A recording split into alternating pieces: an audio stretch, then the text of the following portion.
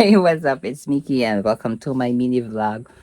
And I'm back. So I'm here right now in Iguag. So this is my home after several days of being away, and now I'm back to my main headquarters. So I have a project today, so I'm gonna show you what really my workspace look like. So I cannot go out anymore. I mean, go to oh, go for vacation, and now I'm going to stay here for the week. I'm going somewhere tomorrow, but you know, work is here, so I'm gonna show you around.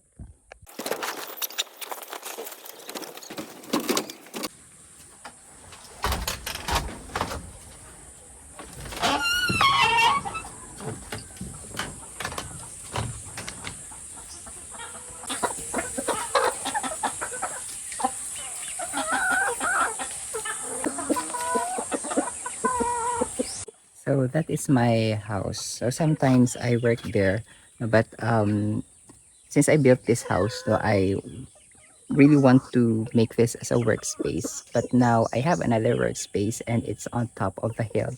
So yeah, I always bring my laptop there, and I I work on my task. So I'm gonna show you know what it really looks like. So let's go.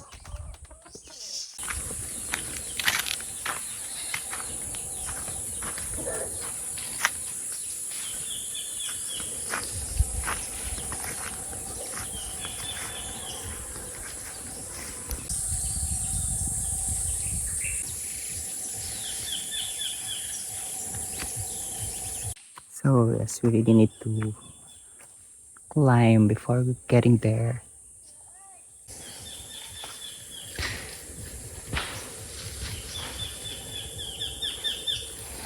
So the deck is kind of high, so it's uh, tiring. But reaching there, it's a space that you can really relax. So yeah, I'm sweating like a pig. So we're climbing, and we'll reach in no time.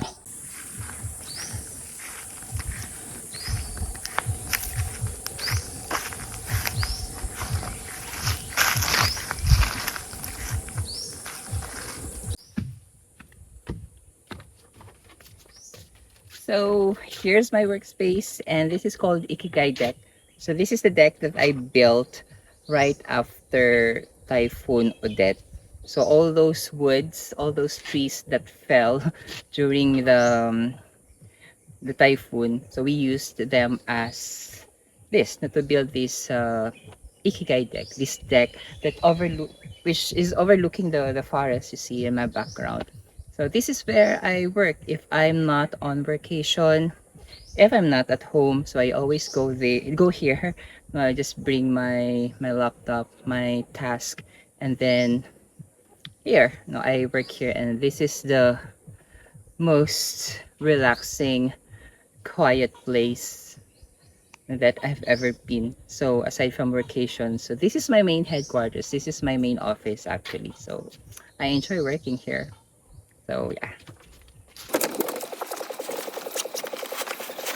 this is my main equipment when I work here. So I just have to, bring my laptop, especially if I'm working offline because we don't have Wi-Fi here, but the mobile signal is strong. So I just, connect my laptop to my personal hotspot, and then I can go online. But usually I come here to work when it's offline, so I don't need to spend my money or load um, for the internet. And sometimes when I take a break, so I would just look at the forest and here, because I bought some books before I returned home. So here is my sort of a Bible. The good thing about having this workspace here, especially with my table, and I can actually transfer the table. So if I want to work just closer to the forest, so I could just pull it, and bring it there. So yes, I want to work there, closer to the forest. So let's go.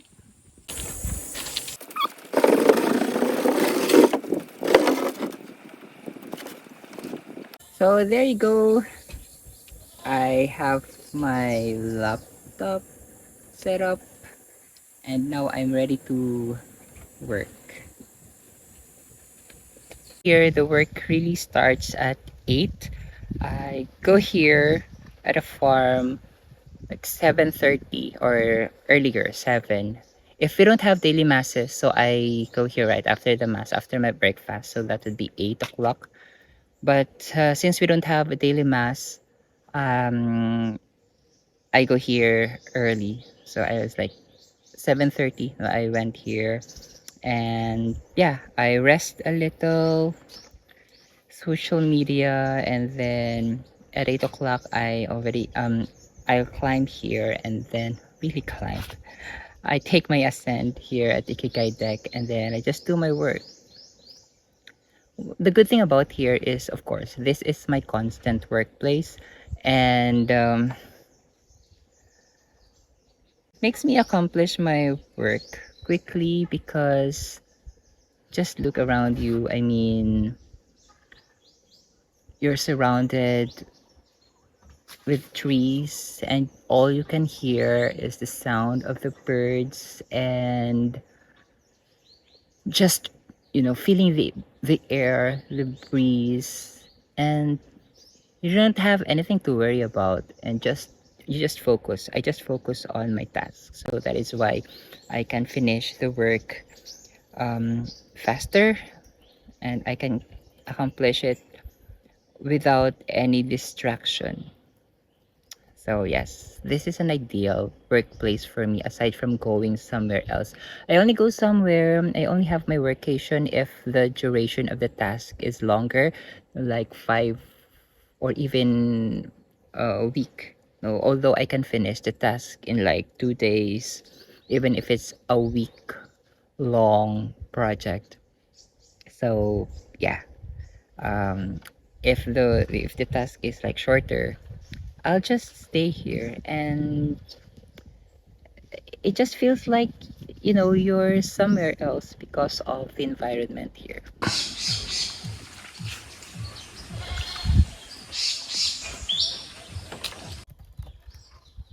I've been doing translation or localization for 7 years now. I started working in Manila. No, it's office based in Antipolo 20 2015. Yeah, 2015. And then I almost did not make it because when I applied via Job Street, I was really hopeless because right after my work as a curriculum developer, I went home for a vacation. But before I went home, I applied, for this, for this job, and then I never really thought that I would be accepted. And when I was having my vacation here, I received a message, an email from the company, and right there and then I needed to come back. I needed to return to Manila, and I just want to give a shot. So yeah, because it's like a unique job for me being a translator, especially that they needed Hiligay non-translator. So why not? No, so I took my shot, and then I went to Antipolo, and I couldn't find the office because it's not really like an office, but it's a house. I was really amazed because I am actually working in an office in a house. So the working environment, the ambiance there is like a kind of homey. The My office mates, my co-work mates are really like yeah, I really love them. I really love the group, the team. So but the work there is, it's not really that regular. If the client would send translation tasks, so that's the time that I can translate. But if there are no tasks for me, then I would just sit there. Sometimes I do vocabulary of the Hilikanon terms, the glossary. But if there are no tasks, I just sit there and do nothing. But I really enjoy the place. I mean, Antipolo. It's like far from Manila, from the city. So I enjoyed working there with my coworkmates. So yeah, it really enhanced and it really prepared me for this job. No, and after years of after years, really, no, 2 years, I think. No, I went home. But what's good about this company is they didn't let me go. So that is why I became a full freelance. It's called an on-call linguist. So meaning if there are translation tasks iniligay nun that the client would send them, so they automatically send the task to me. So it's an on-call linguist. So right after um, that is why while I was teaching here, I juggle my task. So yeah, I didn't really leave the company because I'm still working for them at present. But the good thing about it here now, since I'm freelancing full swing, no, being a localizer, is I get to expand my market and I take as many clients as I can right now. So it's a big help that you have a good connection with your former office mates because some of them helped me out to get jobs, to get clients, to join a certain translation services. And now I have I have vendors, the third party that send me uh, translation tasks, and there are a lot of them, and some of them really pays a lot. So that is why no, I can afford to have my workation or do anything I want because I have clients who are really, you know, um, ready to pay you six figures. So yeah, it was of course the work demand for that kind of budget is really stressful. No, but then again, no, it somehow makes you stronger. It makes you, your perspective in life becomes different, especially when you take risk. And at the same time, you feel that sense of achievement, that reward after the task is done. So that's what's happening to me right now. Because of probably my own habits of the things that I have done in the past. As what I have said, I'm reaping what I've been sowing for the past few years. And now I'm here. Yeah, so I finished one file.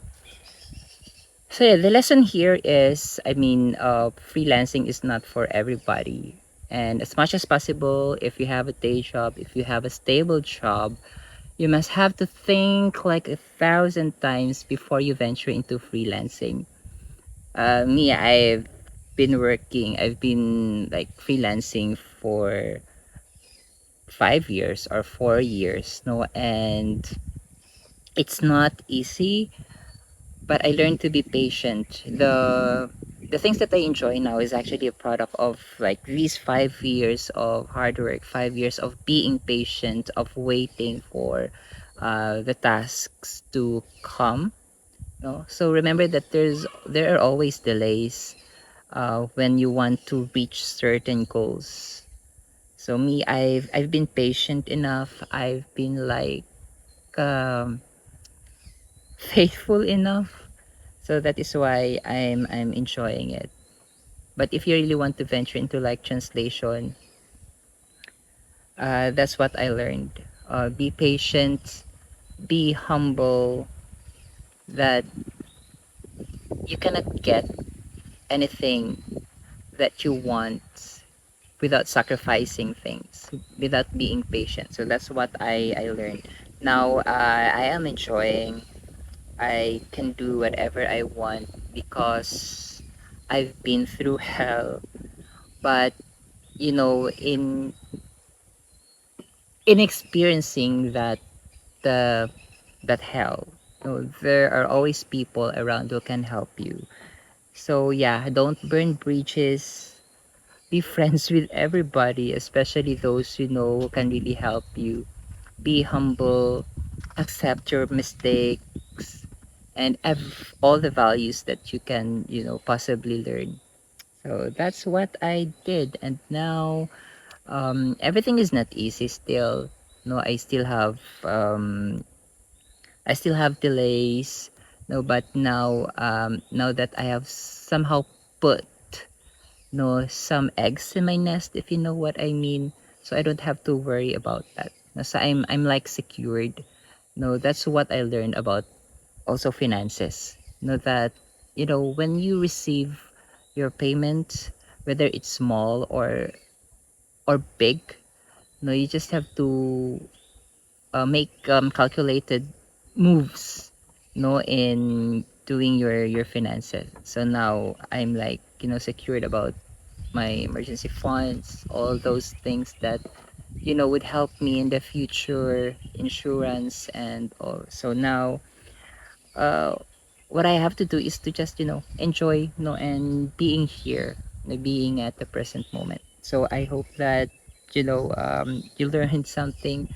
It's not about earning big money, but the system that you create along the way. So that's what I learned in here. It's not about the goals, but it's the system that you create in achieving these goals. So yeah, Atomic Habit is a must read.